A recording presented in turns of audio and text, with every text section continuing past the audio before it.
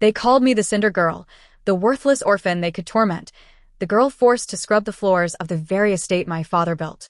But they never knew I was watching, learning, and waiting. Tonight, beneath the golden chandeliers of the royal ballroom, I will unveil the truth they tried so desperately to bury. They stole my fortune, shattered my name, but before the last dance ends, I will take back everything and leave them ruined in front of the entire kingdom. People think ruin happens in a single moment, a betrayal, a death, a locked door. But for me, it was slower, like watching my life drained away drip by drip while I was forced to stand still and smile. When my father died, I lost more than a parent. I lost the last person who ever called me by my true name without scorn. The day they lowered his coffin into the earth was the day my stepmother, Lady Irina, laid claim to everything he left behind. Our lands, our titles, the fortune he promised would keep me safe. The magistrate said there was nothing to be done. I was 16 and female. What rights did a girl have against a woman with the ear of the court? The servants averted their eyes as Irina took my father's crest off the gates and replaced it with her own.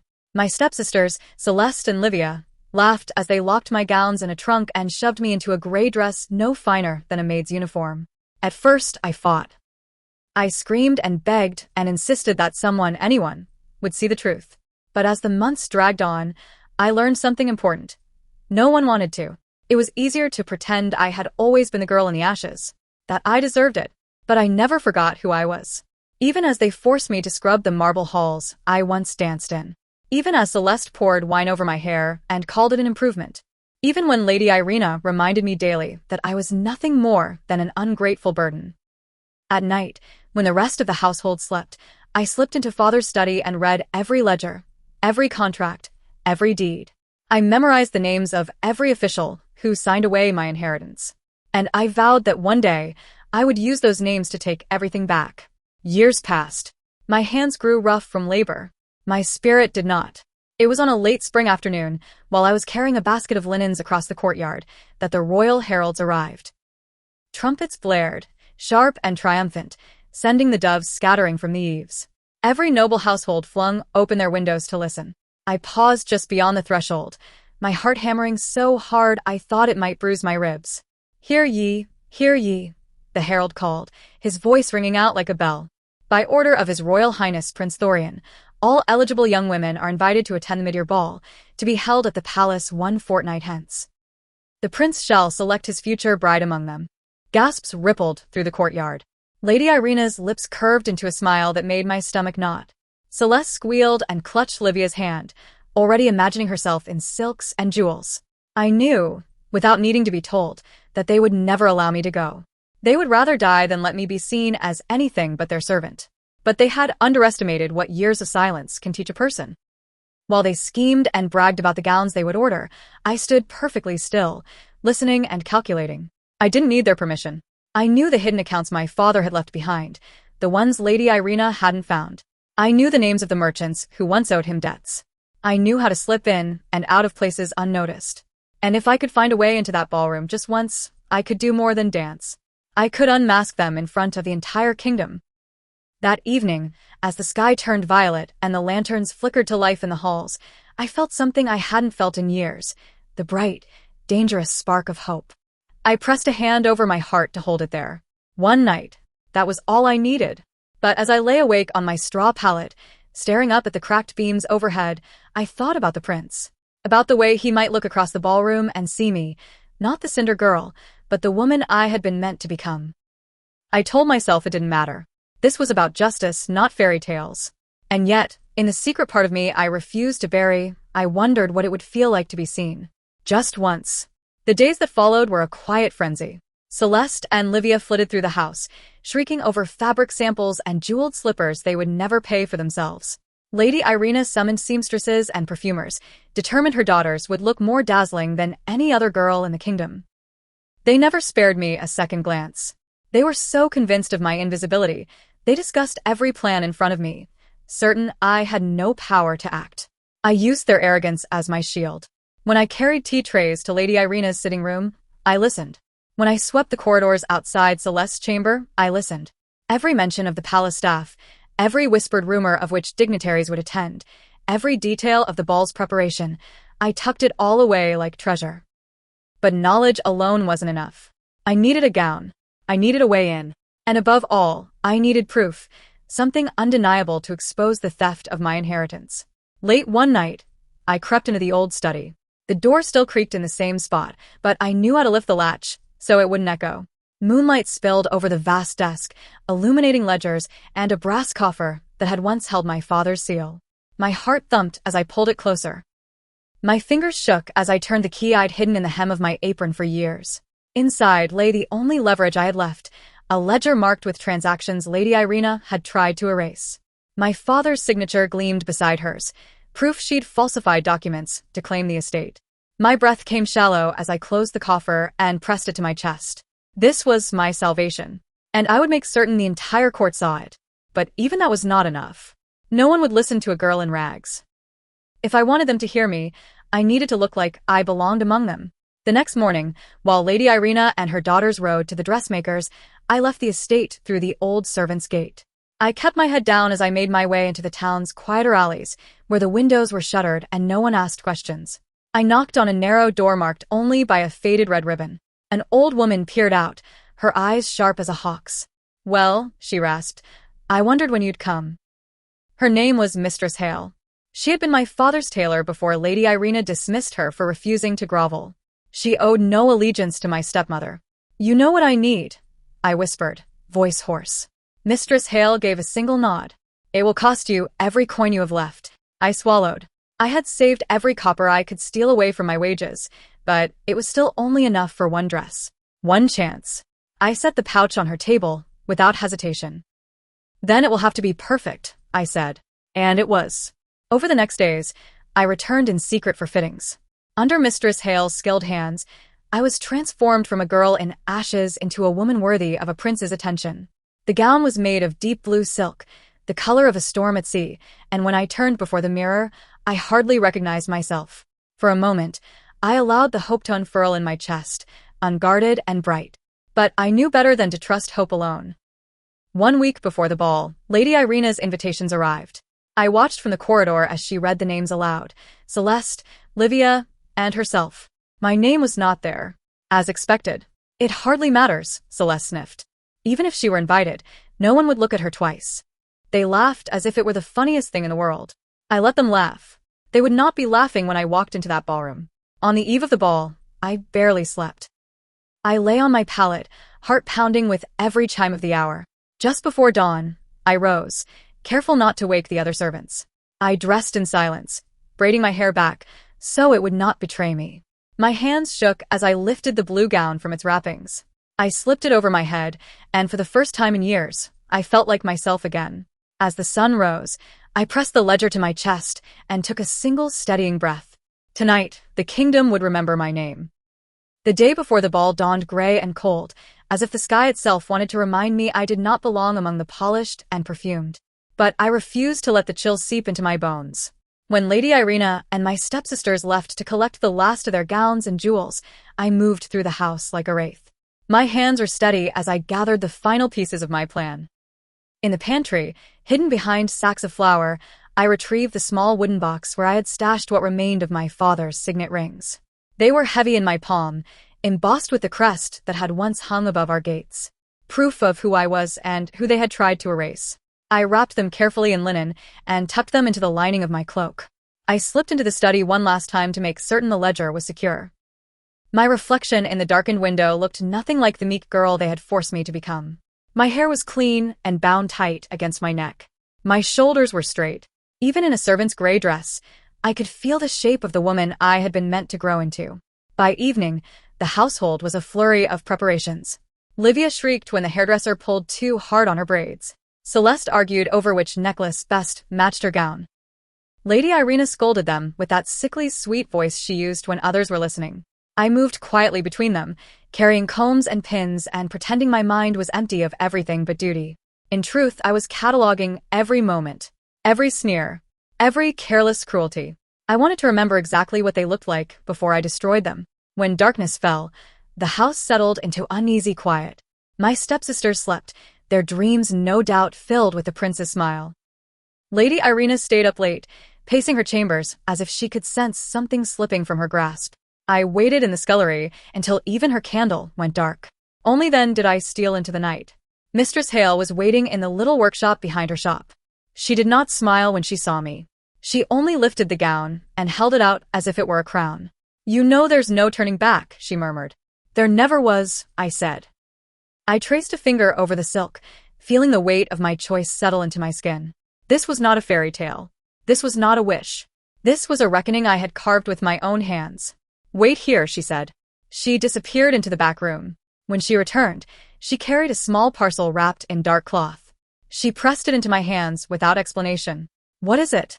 "Insurance," she said simply. "In case they try to silence you." I didn't ask how she knew I would need it. By the time I slipped back into the estate, dawn was pressing pale fingers over the hills. I hid the gown beneath the loose boards in the old stable, the only place Irina never bothered to search. My heart thudded so hard I thought it might betray me. But no one stirred. No one called out. In the hush of early morning, I sat in the hay and let myself imagine what the ballroom would look like. Gold chandeliers, polished marble, the prince's eyes searching the crowd. For the briefest moment, I allowed myself the hope that when he saw me, he might see more than a pawn in my revenge. But I crushed that thought as soon as it bloomed. I had survived too much to throw it all away for a man I did not know. By midday, Lady Irina ordered the carriage brought around. The footmen loaded trunks and hat boxes, while Celeste complained about her shoes pinching. I stood in the drive, clutching my hands behind my back, so no one would see them tremble. "You will remain here," Lady Irina said sharply, her gaze skating over me as if I were a stain. "Do not think to wander, girl. If the house is not immaculate when I return, you will regret it." I dipped my head. "Of course, madam." They rolled away in a clatter of gilt wheels and satin curtains. As soon as they vanished beyond the gates, I exhaled. My hands were still shaking, but not with fear, with anticipation. Tonight, I would step into the palace they believed belonged only to them. And when the music stopped, they would finally see me for who I was. As the sun began its slow descent, the house fell into a silence, so heavy it felt like an omen. I moved room to room, checking every window, every latch, to be certain no one would surprise me before I was ready. The servants had scattered to their own quarters or slipped into town to gossip about the ball. No one thought to look for me. No one ever did. When the shadows grew long enough to swallow the courtyard, I slipped into the old stable. My heart thumped with the certainty that something would go wrong, that the gown would be gone, that I would find the hiding place empty, that fate would twist cruel in the final hour. But when I lifted the loose plank, the silk was still there, folded precisely as I had left it. I drew it out with shaking hands. Even in the dim light, it gleamed like a promise. I laid it across the work table and undressed quickly, every motion practiced and precise. I did not let myself look in the cracked mirror as I stepped into the gown. Only when the last row of hooks was fastened did I raise my chin. For an instant, the breath caught in my throat. I looked nothing like the girl they had named Cinder. Nothing like the servant they had trained to lower her eyes. The silk clung to my shoulders and waist as if it had always known the shape of me. My hair, braided tight and pinned into a crown, made my neck seem long and proud. And in my eyes, dark, steady, unflinching, I saw the girl my father once believed I would become. I let myself have that moment. Just one. Then I wrapped the ledger in a strip of canvas and tucked it beneath my arm. Mistress Hale's small parcel I slipped into the hidden pocket sewn at my hip. My father's signet ring I pressed to my lips before I tied it onto a ribbon and hid it beneath the neckline of my gown. The final step was the cloak. Midnight velvet lined with simple linen, so it would not draw the eye. I drew the hood up, letting it shadow my face. My heart beat so fiercely, I thought it might burst. At the stable's threshold, I paused. One step over the threshold meant no turning back. If I failed tonight, I would not have the luxury of returning to my cinders. I would be ruined, imprisoned, perhaps executed for daring to accuse them in front of the court. But if I succeeded, I closed my eyes and pictured Lady Irina's face when the prince's herald read my name aloud. When every noble in the kingdom saw her lies laid bare. When her power crumbled to dust. I stepped into the night. Mistress Hale had arranged for a carriage, a modest one, driven by a man who did not ask questions when I climbed inside. The interior smelled of worn leather and lavender sachets tucked into the corners to keep away moths. My palms were damp where they pressed against my skirts. The driver glanced back once, dark eyes assessing. He nodded, as if satisfied that I was ready, and flicked the reins. We rumbled through the sleeping village, past shuttered shops and crooked alleys where I had once scrounged for scraps, past the grand manors whose doors had slammed in my face when I begged for help, past the river bend where I had wept the night they took my father's crest down. And then, as the road climbed a gentle hill, the palace rose into view. I had seen it before, once as a child, when my father took me to a royal banquet. But in memory, it had been smaller, less overwhelming. Now, with the moon rising behind its towers, it looked like something carved from a storybook. Windows blazed with golden light. Flags bearing the royal sigil stirred in the breeze. Music drifted down to meet us, sweet and bright, and threaded through with laughter. The carriage slowed at the main gates. My breath caught as I saw the line of carriages ahead of us, each one finer than the last. Footmen in liveried coats helped noble women alight, their gowns trailing across the cobbles like waterfalls of silk. I swallowed hard. My dress was beautiful, but it was not the sort of extravagance these women wore. It didn't matter. I reminded myself that this was not about outshining them. This was about unmasking the truth. When it was my turn, the driver hopped down and opened the door. For a heartbeat, I could not move. My limbs felt heavy, my throat tight. But then I thought of my father, of the promise I made to him in the dark. I placed my hand in the driver's outstretched palm and stepped into the light. Gasps rippled through the crowd. Faces turned toward me, some curious, some disdainful. I kept my chin lifted, my eyes fixed on the great doors of the palace. Every step across the stones felt like a declaration. I am not nothing. I am not yours to bury. I have come to take back what is mine. The grand entry hall swallowed me whole. I had always remembered the palace as vast, but memory had dulled the scale. The ceilings soared so high they vanished into shadow. Columns of polished marble lined the walkway, each crowned with carved lions whose golden eyes seemed to follow my steps. Crystal chandeliers glittered overhead, scattering prisms of light that danced across the mosaic floor. A steward in midnight livery approached, bowing with practiced grace. "Your name, my lady?" For one startled moment, I hesitated. My true name balanced on the edge of my tongue, so long unspoken, it felt both foreign and precious. Then I caught the faintest flicker of suspicion in his eyes, and I realized this was the first test. "Lady Alara of Winthorn," I said, voice calm despite the pounding in my chest. My father's title, my rightful claim. The steward did not question me. He simply nodded and gestured toward the staircase that led up to the ballroom. "Welcome, Lady Alara. May the night bring you every fortune." I inclined my head and started up the steps, the hush of my skirts whispering like secrets against the marble. Every stride carried me further from the life I had been forced to endure, further from the ashes, closer to the reckoning. At the top of the stairs, the ballroom doors stood open. The first thing I noticed was the light. Warm and golden, as if the sun itself had been captured in the chandeliers. Hundreds of candles lined the walls, set in crystal sconces that cast soft halos over the crowd. And the crowd, so many faces, all painted in polite smiles and sharp curiosity. Courtiers draped in silks dyed every jewel tone imaginable. Nobles whose jewels caught the light with every movement. 100 pairs of eyes turned my way as I crossed the threshold, but I kept my expression serene. I would not let them see me flinch. I slipped into the flow of guests, moving along the edge of the dance floor where couples spun in elaborate waltzes. My fingers brushed the hidden pocket where the ledger rested, reassuring myself it was still there.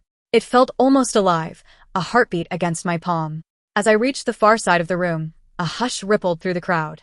The musicians drew out the final note of the waltz and fell silent. A herald in royal colors stepped onto a raised dais and lifted his staff, striking it once against the floor. "All honor His Royal Highness, Prince Thorian." My breath caught. The doors at the end of the ballroom swung open, and the prince entered. He wore no crown, only a deep blue coat embroidered with silver thread, the collar turned back to reveal a glimpse of white linen at his throat. His hair was dark, curling slightly above his brow, and his eyes. They were nothing like I expected. I had heard stories, of course, that he was aloof, arrogant, too proud to see beyond his own station. But the man who walked through the crowd had a bearing that was regal, without arrogance. His gaze moved over the assembled guests with polite interest. And something else, a weariness that reminded me, absurdly, of my own reflection in the scullery's cracked mirror. He looked as if he were searching for something he had yet to find. As he drew closer, I tried to tell myself that he would never notice me, that I was only another face in a sea of ambition. And yet, When his eyes passed over the guests before me, they paused. Just for a moment. Long enough for my heart to lurch painfully against my ribs. Long enough for me to wonder whether he could possibly see past the gown, the mask of poise I had donned. The herald struck the staff again, breaking the moment. His Royal Highness invites all assembled to dance. May the night's celebration mark the beginning of a prosperous future. Music swelled anew, bright, expectant. The prince descended the dais and moved among the guests, offering polite greetings. Everywhere he went, women curtsied low, men bowed, and whispers followed in his wake. I slipped to the edge of the floor, seeking the shadows. I needed time to breathe, to remember why I had come. The weight of the ledger felt heavier with every heartbeat. But even as I turned away, I could feel the heat of his gaze lingering on my back. And in that instant, a realization struck me with dizzying force. I had planned for every contingency, every lie, every accusation. Except this. Except the possibility that, in reclaiming my life, I might also be seen. I stood with my back to the dance floor, trying to will my heart into submission. It was a foolish thing to hope for attention, more foolish still to let it distract me. I had not come here to be chosen by a prince.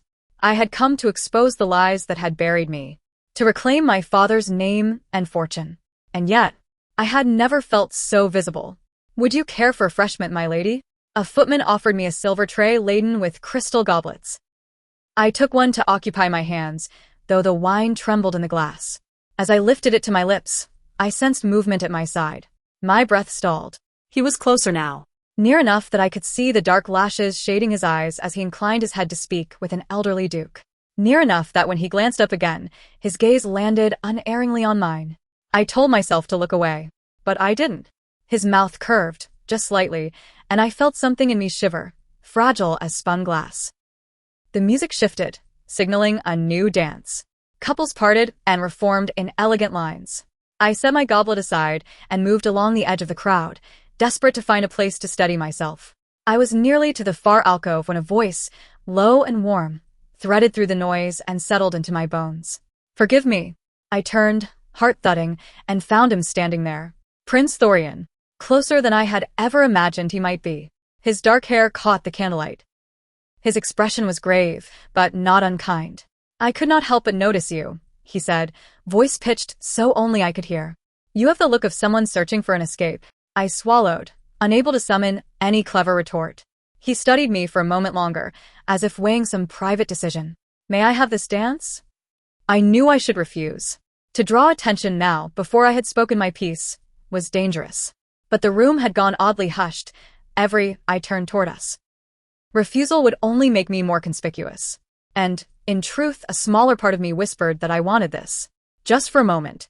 "Yes," I heard myself say. "You may." His gloved hand closed around mine, warm and assured. He guided me onto the dance floor, the music swelling to fill the space around us. It felt unreal, as if I had stepped into someone else's dream. The chandeliers spun overhead in 1,000 fractured stars, and the scent of roses and candle wax blurred into something intoxicating. "Lady," he prompted gently as he placed his hand at my waist. "Ilara," I said, the name steady on my tongue. "Lady Ilara of Winthorn." He nodded as if the name was familiar, though I knew he had never heard it before. "A pleasure," he said, and for the first time, I realized how tired he looked beneath the veneer of regal composure. I had begun to think tonight would yield nothing but hollow flattery. "Then you are in good company," I murmured before I could stop myself. I find it difficult to believe half these smiles are genuine. His mouth quirked. "Perhaps that is why you caught my attention." We moved in slow circles, the other dancers a blur of color at the edges of my vision. My heart raced in a confused tangle of fear and something softer. Something I dared not name. "Have we met before?" He asked quietly as the music shifted into a softer refrain. "You seem familiar." I searched for some lie to offer, but the words tangled in my throat. "No, y whispered." "I don't believe we have." He held my gaze, and for a moment, it felt as though the rest of the ballroom had fallen away. "You carry yourself with the bearing of someone who belongs here," he said. "And yet there is a sadness in your eyes I have seen only in those who have lost much." I couldn't breathe. The truth was too close to the surface, pressing against my ribs. If I spoke, I might say too much. The music swelled to a final, lilting chord. Around us, the dancers dipped into curtsies and bows. I started to withdraw my hand, but his fingers tightened ever so slightly around mine. Will you grant me another dance later? I hesitated, This was not part of my plan. but the look in his eyes, quiet, searching, undid something in me. If there is time, I managed. His smile was small but real. Then I will hope for it. As he released me, I turned quickly, slipping back into the crowd before my composure could crack. My heart drummed a frantic rhythm as I pressed a hand to the hidden ledger beneath my skirts. I had come here for vengeance. I could not forget that.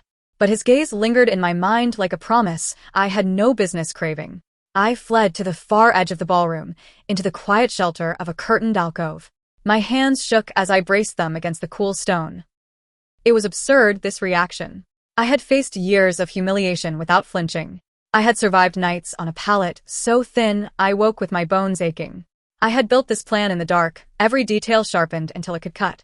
And yet one dance, one look, had left me unsteady. I squeezed my eyes shut. I could not afford distraction. The prince's kindness did not change the truth. If he knew who I was, what I intended, he would look at me with the same disdain as the rest.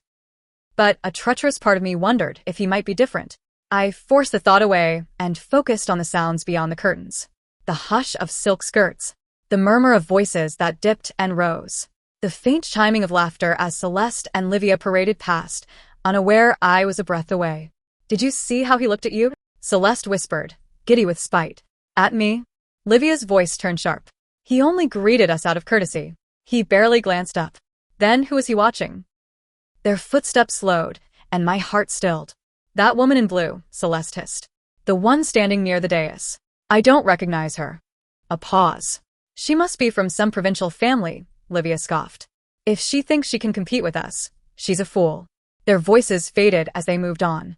I pressed a hand to my mouth to smother a ragged exhale. For all their vanity, they hadn't recognized me. Not yet. I drew the ledger from its hiding place and unwrapped it just enough to see the corner of my father's signature. It steadied me, a reminder of what truly mattered. I had not come here to outshine them or to be chosen by the prince. I had come to end their lies. And tonight I would. A fresh wave of determination surged through me. I rewrapped the ledger and slipped it back into my skirts. When I emerged from the alcove, I kept my head high. No one spared me more than a curious glance as I crossed to the refreshment tables.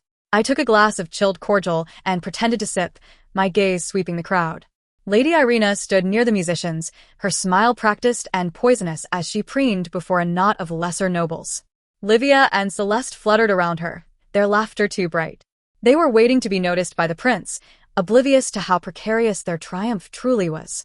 A flicker of movement caught my eye. The prince stood near the dais again, listening with polite boredom as a baroness recited her lineage. But as if sensing my gaze, he looked up, and this time he did not look away. He started toward me. Panic fluttered in my chest, wild and senseless. I turned, desperate to find an escape.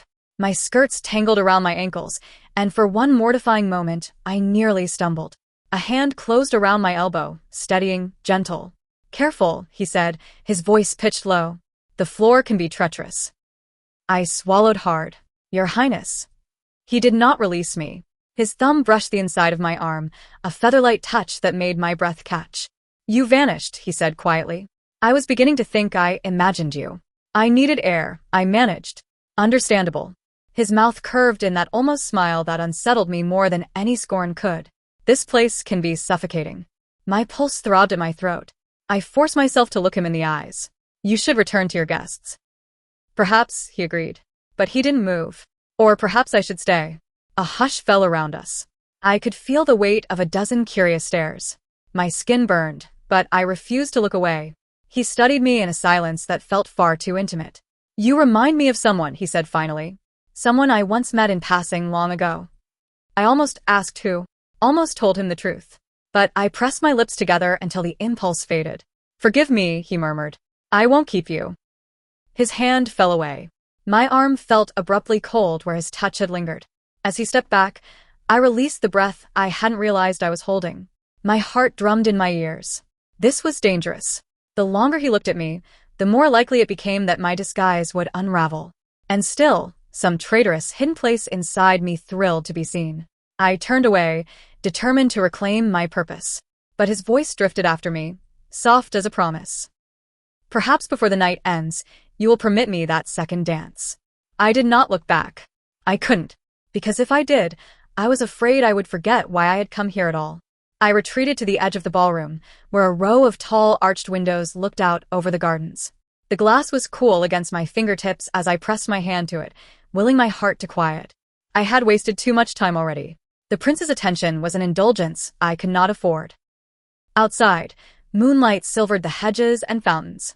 Somewhere, hidden beyond the music and laughter, a nightingale sang. For a heartbeat, I let myself listen to it, the lonely sweetness of its song. Then I turned back to face the crowd. My stepsisters stood near the refreshment tables, their heads bent close together as they whispered. Lady Irina lingered nearby, her false smile sharpening when a countess approached. She dipped in a curtsy, every motion a performance. It struck me then how small they looked in this place. For all their ambition, all their cruelty, they were only desperate women clinging to borrowed status. And tonight they would lose it all. A steward passed close by, carrying a tray of delicate pastries. I caught his sleeve. "Pardon me," I said softly. "Would you do me a kindness?"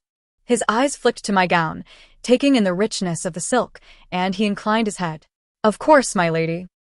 I reached into my cloak and drew out the folded paper I had prepared, the note bearing my father's seal and a single, carefully worded request. "Please deliver this to His Highness. It is of utmost importance." The steward hesitated, just long enough that dread pooled cold in my belly.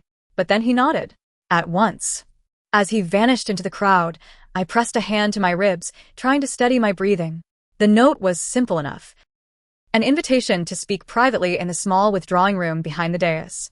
If the prince agreed, I would have a chance to show him the ledger without the entire court overhearing. And if he refused, I clenched my jaw. Then I would find another way. Minutes crawled past in a haze of music and laughter. My palms dampened against my skirts. Every time the crowd shifted, my gaze caught on the steward's livery, searching for any sign of return. Finally, he emerged from the press of courtiers. My breath lodged painfully in my throat as he approached. "His Highness requests that you join him," the steward murmured, inclining his head. "He awaits you in the withdrawing room." Relief and terror warred in my chest. I managed a nod and slipped past the curious glances that trailed after me. The corridor behind the dais was quieter, the music fading to a distant hum. Tapestries lined the walls, woven with scenes of old battles and royal triumphs. My footsteps sounded too loud on the polished floor. At the end of the corridor, a door stood ajar. Warm lamplight spilled across the threshold. I drew a shaky breath and stepped inside. The withdrawing room was smaller than I expected, intimate almost. A fire burned low in the hearth, washing the carved mantel in amber light. The prince stood near the window, one hand resting on the sill. He looked up as I entered, and for a moment, neither of us spoke. Then he inclined his head. "Lady Alara." "Your Highness." My voice was steady, though my heart was not. "You asked for a private audience." I forced myself to lift my chin. I did. He studied me with that same searching gaze that had undone me on the dance floor. "I confess, I am curious. You are unlike any guest I have met tonight." "That is because I am not truly a guest." The words fell into the hush like stones dropped into water. "Or rather, I am not here only to dance." His brow furrowed. "Explain." I swallowed, my throat dry as old parchment. Slowly, I drew the ledger from my skirts and set it on the low table between us. The leather cover looked unremarkable, but it seemed to radiate heat beneath my hand. "This belonged to my father," I said. "Lord Alaric of Winthorne."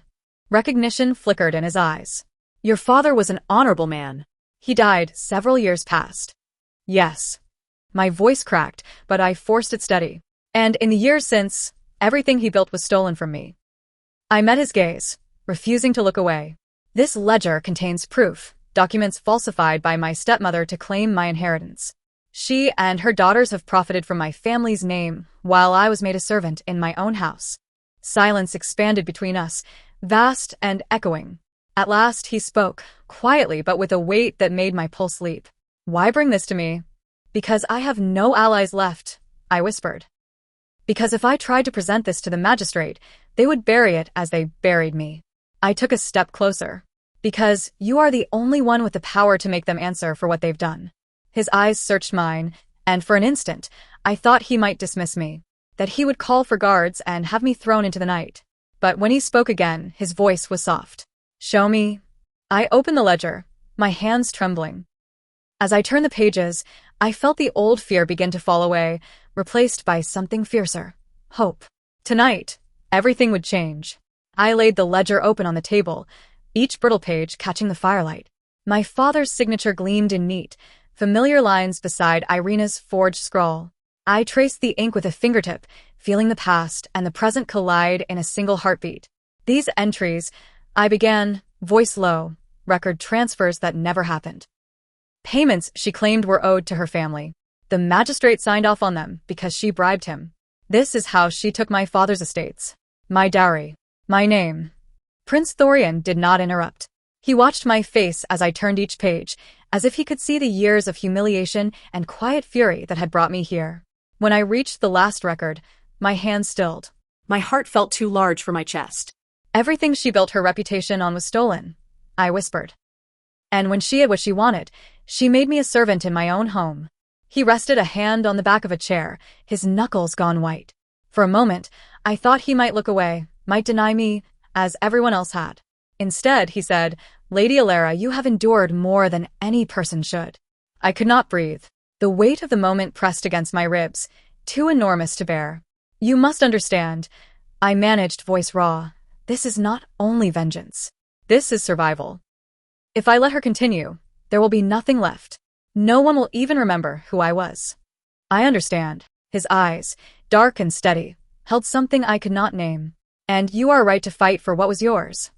He reached for the ledger. For a moment, our fingers brushed over the worn leather. A spark leapt between us, startling in its tenderness. I will see this examined by my advisors, he said. If what you claim is true, and I believe it is, your stepmother will answer for it. My vision blurred. I had prepared for disbelief, for scorn. I had not prepared to be believed. Thank you, I breathed. He closed the ledger and rested his palm atop it. But you must know, this will not end quietly.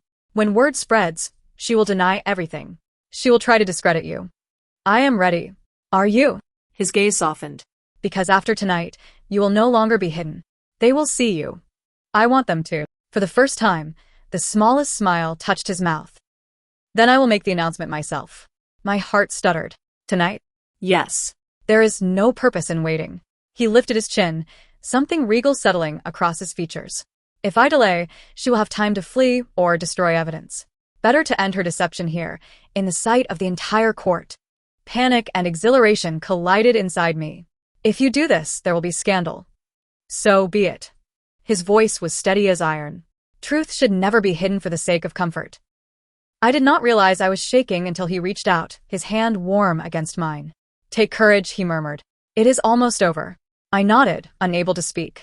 With a last, measured look, he straightened and gathered the ledger. His shoulders squared, the line of his jaw resolute. Wait here, he told me. When you hear your name, come forward. And then he was gone, striding through the door as though he carried no weight at all. I pressed both hands to my mouth to smother a sob. The fire crackled, the shadows shifted, but all I could hear was my own ragged breathing. I had waited so long for this, dreamed of it through years of ash and silence. And now, the moment was finally here. The minutes crawled past in a blur. I could not bring myself to sit. I paced the length of the small chamber, every heartbeat a drumbeat against my ribs. Then, faint and distant, I heard it, the herald's voice, carrying clear above the music. Lady Alara of Winthorn, you are summoned before His Royal Highness. For a single, suspended breath, the world seemed to tilt. I smoothed my skirts with hands that would not still and stepped into the corridor. The hush in the ballroom struck me before I even emerged fully into the light. Every face turned to watch. My stepmother's eyes went wide with uncomprehending horror. At the dais, Prince Thorian waited. The ledger rested in his hand like a verdict. I lifted my chin, set my shoulders, and walked forward. I was not the Cinder Girl tonight. I was my father's daughter, and I had come to reclaim everything they had stolen. The hush in the ballroom was complete. Even the musicians had fallen silent, their bows poised above the strings as if frozen in time. My footsteps rang across the marble, each one a promise I had waited years to fulfill. At the foot of the dais, I paused. My hands curled into fists at my sides to keep them from trembling. I felt the eyes of every noble, every courtier, every rival fixed upon me. But I did not flinch. Prince Thorian inclined his head, his expression grave. "Lady Alara," he said, his voice carrying effortlessly through the vast hall, "step forward." I mounted the steps, the train of my gown whispering behind me. When I reached his side, he turned to face the assembly. "Many of you know Lady Irina of Winthorn," he began, his tone measured and clear. "You have broken bread in her hall, accepted her patronage, and listened to her speak of her late husband's legacy." A ripple of polite assent moved through the crowd. Lady Irina stood near the front, her face drained of all color. Celeste clutched her arm, wide-eyed. "What you do not know," the prince continued, "is that Lady Irina's claim to her estate and title is founded upon falsehood." A collective gasp shuddered through the room. Whispers rose, urgent and incredulous. Prince Thorian lifted the ledger high enough for all to see. This document, preserved by Lady Alara despite every effort to destroy it, contains the records of Lord Alaric of Winthorn, her father. It proves, beyond question, that Lady Irina falsified deeds and signatures to claim the inheritance that rightfully belonged to his daughter. Irina took a half-step forward, her composure cracking. "Your Highness, this is outrageous. That girl is be silent." The words were not shouted, but they struck like a blade. The prince's voice, usually so composed, rang with a cold authority that silenced even the boldest whispers. "She is Lady Alara of Winthorn," he said, his gaze locked on my stepmother. "And you will address her as such." My throat ached. I pressed my lips together to keep from weeping. He turned back to the gathered nobles. "I have already ordered an inquiry. Every claim made by Lady Irina will be examined. Every record she submitted will be compared against this ledger.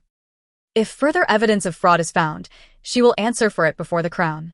Irina's face twisted into something ugly. Lies. "All of it. She is an imposter. A gutter snipe who... You forget yourself." The prince's tone was soft, but it carried the weight of finality. He lifted a hand, and a guard in royal livery stepped forward, his expression impassive.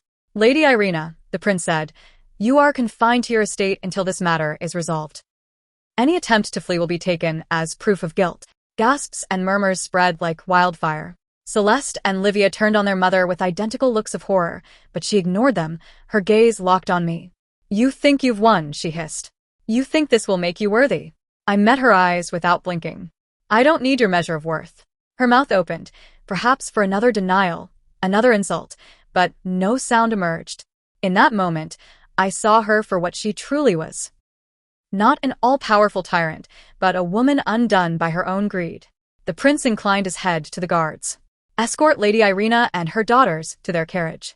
They will return to Winthorn and await the magistrate's summons." As the guards moved to obey, Celeste gave a thin cry. "Mama, do something." Irina did nothing. She only looked at me, her eyes hollow with disbelief, as if she still could not comprehend that I had escaped her cage. They were led away through the silent crowd. I did not watch them go. Instead, I turned to face the assembly, hundreds of faces, some sympathetic, some wary, some already calculating how best to align themselves with the restored heiress. For the first time, their scrutiny did not make me feel small. "Lady Alara," the prince said quietly, "is there anything you wish to say?" I drew a breath that felt as deep as the sea. "Only that I will not forget those who turned away when I needed them most." My voice did not tremble. "And that I will never again be silent." No one dared contradict me. Slowly, the prince extended his hand. I hesitated, then placed my fingers in his. He lifted my hand to his lips, his eyes never leaving mine. "You are braver than any person here," he said, so only I could hear.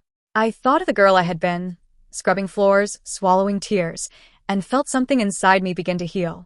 Applause broke out, tentative at first, then swelling into a roar that filled the hall. For the first time, the sound did not feel like mockery. It felt like recognition. And in that moment, I knew I had won. The ballroom glowed brighter than ever as the last chords of applause faded. My heart still beat an unsteady rhythm, but it no longer felt like fear. The prince's hand in mine was warm, steady, real. When I turned to face him fully, the hall seemed to retreat, leaving only the two of us standing together beneath the blazing chandeliers. He studied me with an expression I could not quite name, something between respect and wonder. "I think," he said quietly, "you have changed the course of many lives tonight." I lifted my chin. "I only meant to reclaim my own. And yet you have done more." His thumb brushed over my knuckles before he let my hand fall. You reminded this court that titles do not make truth. I didn't know how to answer that. All I could do was look back at the sea of faces. Some openly curious, some turned aside in shame. My step-family was gone. Their reign of small cruelties had ended in a single night. I had imagined this moment so many times, believed it would feel triumphant, gloating, sweet with revenge. But standing here now, I felt something simpler. A quiet, unshakable certainty that I had become exactly who my father had hoped I would be. And that was enough. The prince seemed to sense the thought. He inclined his head just enough that the feathered plume at his collar dipped in acknowledgement. If you wish it, I will see that your inheritance is restored without delay. My advisors will send word to the magistrate by dawn. Thank you, I said. The words felt too small, but they were all I had. You need not thank me. His smile was faint. You did this yourself. He stepped aside, and for a moment, I thought he meant to leave. But instead, he offered his arm. May I escort you? To where? Wherever you wish. I hesitated. It would be easy to slip away now, to retreat into the familiar safety of solitude. But as I looked at him, at the quiet sincerity in his gaze, I realized I did not want to be alone anymore. Slowly, I set my hand on his arm. Together, we descended the dais. A hush rippled outward from our steps, as if the entire hall held its breath. When we reached the center of the ballroom, the musicians stirred, lifting their instruments in tentative question. The prince glanced at me. Shall we? I almost said no. I almost told him that I had danced enough for one night. But something in me, the part that had survived the cinders, wanted this, too. Not as a prize, not as an ending, but as a beginning I had claimed for myself. Yes, I said softly. The musicians began to play. He drew me into the dance with effortless grace. This time, I did not feel like an imposter in borrowed finery. My gown no longer felt like a disguise. My name no longer felt stolen. I was Alara of Winthorn. I had earned this moment. As we moved in slow circles beneath the chandeliers, he looked down at me with a question in his eyes. Not the question everyone else must have wondered. Would I become a princess now? Would I cling to the hand that had helped me unmask my enemies? No. His question was simpler. Was I ready to let myself be seen? Not as a girl driven by vengeance, but as a woman worthy of being loved? I did not have an answer. Not yet. But when he drew me closer, when the music swelled and the last of my old fear fell away, I thought perhaps I would find one. The night went on around us, brighter, louder, full of voices and the dizzying whirl of change. But I was no longer afraid of it. For the first time, I could see the life that waited beyond the ashes.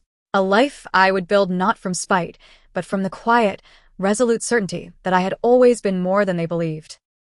And when the dawn came, I would not look back.